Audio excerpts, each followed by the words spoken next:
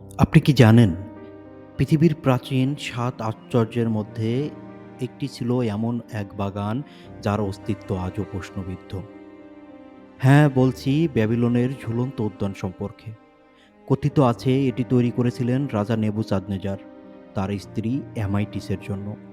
স্ত্রী ছিলেন পারস্যের পাহাড়ি রাজকুমারী, আর সমতল ব্যাবিলনের দৃশ্য তাকে ভীষণ্ণ করে তুলেছিল। তাকে খুশি করতে রাজা এমন এক বাগান তৈরি করেন যা ছিল বহু স্তরে সাজানো। পানির জন্য ব্যবহৃত হতো জটিল সেচ ব্যবস্থা। মনে হতো পুরো বাগানটাই যেন আকাশের দিকে ঝুলে আছে।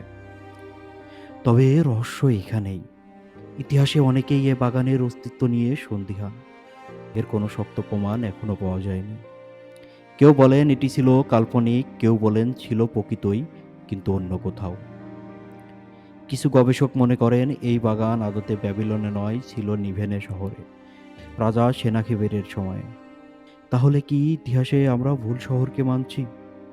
আজও বেবিলনের ঝুলন্ত উদ্যান মানব ইতিহাসের এক অমীমাংসিত রহস্য। এটা কি প্রেমের এক চরম নিদর্শন, নাকি শুধুই এক রূপকথা? কমেন্টে জানাও তোমার মতে, আসলেই কি এই বাগান ছিল?